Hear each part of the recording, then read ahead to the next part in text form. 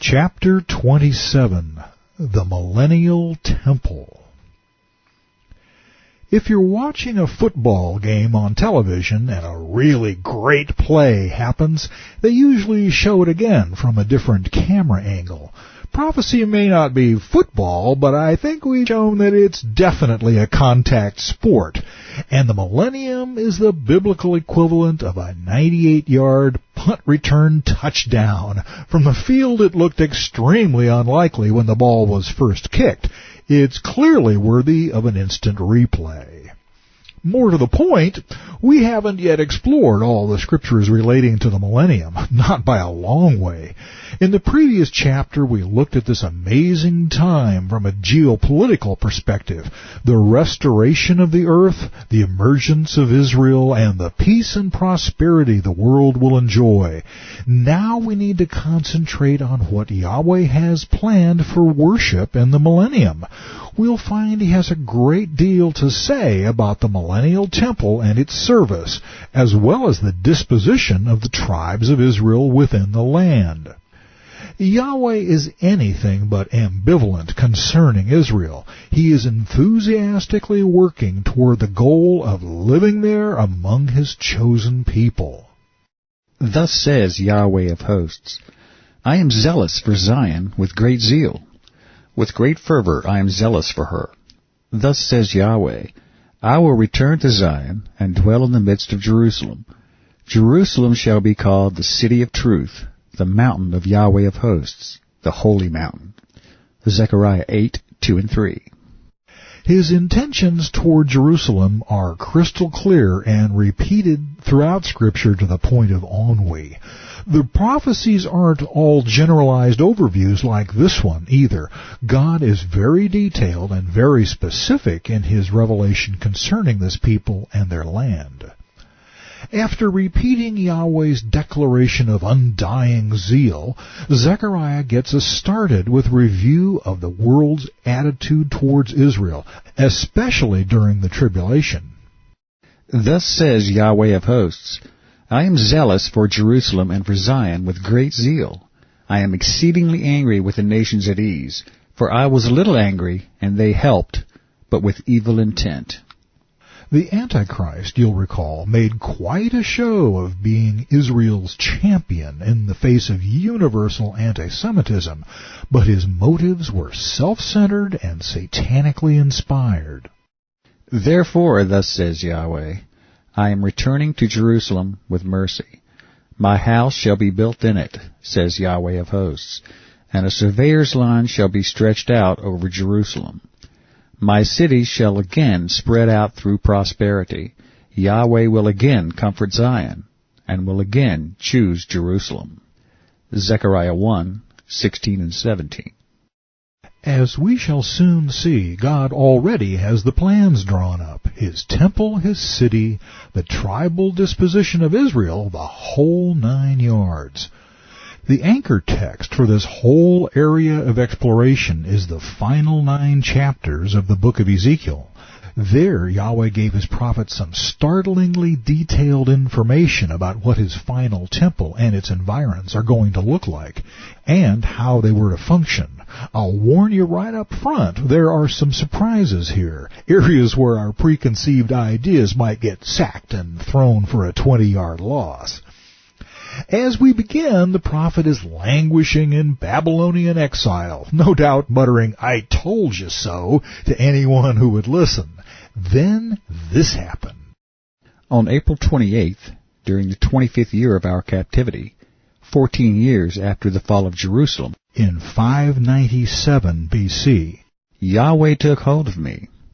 In a vision of God, he took me to the land of Israel and set me down on a very high mountain. From there, I could see what appeared to be a city across from me toward the south. As he brought me nearer, I saw a man whose face shone like bronze standing beside a gateway entrance. He was holding in his hand a measuring tape and a measuring rod. He said to me, "Son of man, watch and listen. Pay close attention to everything I show you. You have been brought here so I can show you many things. Then you will return to the people of Israel and tell them everything you have seen." Ezekiel 40, 1-4, New Living Translation.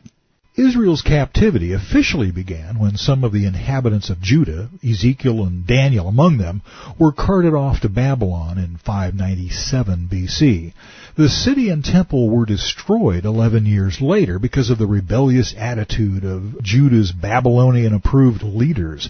Thus it is important to keep in mind that as Ezekiel wrote this prophecy, Solomon's temple was gone, but by no means forgotten. By the way, I have opted to use the New Living Translation for the whole 9-chapter Ezekiel section. The vision is full of dimensions stated in the original Hebrew in cubits. The NLT, however, has translated all these dimensions into feet and inches, so that we Americans can more easily relate to the sizes specified in the prophecy. The standard Hebrew cubit was about 18 inches, but there was also a Hebrew long cubit of a cubit plus a handbreadth. This long cubit is specified in Ezekiel, and it's calculated in the NLT as 21 inches. It's worth noting that some scholars contend that the standard cubit equals 6 handbreadths, and the long cubit added a 7th. That would introduce Yahweh's 6+1 lesson plan into every dimension given here. I can't personally vouch for the accuracy of the cubit length used in this translation, but it's certainly in the ballpark. If anything, the proper figure for the long cubit might be a little longer, up to 24 or 25 inches. He begins by describing the wall and the east gateway of the temple compound. I could see a wall completely surrounding the temple area. The man took a measuring rod that was 10.5 feet long, that is 6 cubits, perhaps an indication that the areas being measured are for man's use and benefit. This rod is an even 12 feet if your long cubit is 24 inches. And measured the wall, and the wall was 10.5 feet thick and 10.5 feet high. This is no mere fence, but a formidable barrier 1 story tall in our parlance, and as thick as it is high. Then he went over to the gateway that goes through the eastern wall. He climbed the steps and measured the threshold of the gateway. It was 10.5 feet deep. There were guard alcoves on each side built into the gateway passage. Each of these alcoves was 10.5 feet square, with a distance between them of 8 3/4 feet along the passage wall. The gateway's inner threshold, which led to the foyer at the inner end of the gateway passage, was 10.5 feet deep. He also measured the foyer of the gateway and found it to be 14 feet deep, with supporting columns 3.5 feet thick. This foyer was at the inner end of the gateway structure, facing towards the temple. Don't think of a gate as a little door in a white picket fence surrounding the tidy front yard of a New England cottage. In biblical parlance, a gate, the Hebrew word is sha'ar, is the entrance to a significant place, a walled city or the temple. The English word portal comes closer to the idea. This gate, protruding in toward the courtyard from the wall of the temple compound, was a significant building in its own right, 43 feet 9 inches wide by 87 feet 6 inches in length. It was centered in the eastern wall. There were 3 guard alcoves on each side of the gateway passage. Each had the same measurements, and the dividing walls separating them were also identical. The man measured the gateway entrance, which was 17.5 feet wide at the opening and 22 3/4 feet wide at the gateway passage. In front of each of the guard alcoves was a 21-inch curb. The alcoves themselves were 10.5 feet square. Then he measured the entire width of the gateway, measuring the distance between the back walls of facing guard alcoves. This distance was 43 3/4 feet. He measured the dividing walls all along the inside of the gateway up to the gateway's foyer. This distance was 105 feet. The full length of the gateway passage was 87.5 feet from one end to the other.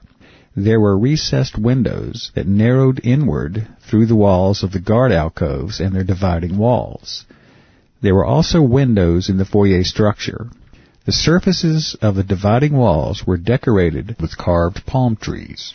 Ezekiel 40, 5-16, NLT. I realize that all these dimensions and descriptions are hard to follow and visualize, but studious folks have built models based on Ezekiel's description of the final temple. You can view several of them at the website pauljab.net. One model builder has pictured the gate structures in the temple proper about 10 stories tall, which may or may not be accurate since we aren't told the height dimensions. But the rest of it, as far as I can tell, looks pretty much like what Ezekiel saw, which is spectacular. The temple itself is to be situated in a smaller courtyard within the larger compound. Then the man brought me through the gateway into the outer courtyard of the temple. A stone pavement ran along the walls of the courtyard, and 30 rooms were built against the walls, opening onto the pavement. This pavement flanked the gates and extended out from the walls into the courtyard, the same distance as the gateway entrance. That is about 77 feet, the length of the gate minus the thickness of the wall. This was the lower pavement. Then the man measured across the temple's outer courtyard between the outer and inner gateways. The distance was 175 feet. Ezekiel 40, 17-19, NLT. The inner courtyard was accessed via gates corresponding to and directly across from the gates in the perimeter wall. The portals protrude inward into the compound from the outer wall and outward into the compound from the wall of the temple courtyard. These inner and outer gate structures were separated from each other by 175 feet of clear space, giving us an idea of the scale of the place. It's even larger than St. Peter's Square in Rome. Ezekiel describes in the following verses, that's 20-37, how there were a total of 6 gateways, all identical, 3 centered in the outer walls on the east, south, and north sides, and 3 others directly across from them, leading to the inner courtyard. This smaller court backed up against the western wall, so there were no gates there. Here we once again encounter Yahweh's familiar 6-and-1 pattern. 6 gates, and the 7th structure is the temple itself. The temple compound is thus the very picture of God's plan for mankind.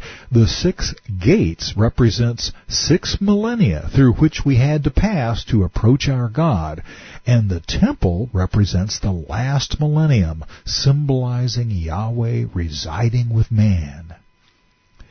The layout is also symbolic of our salvation.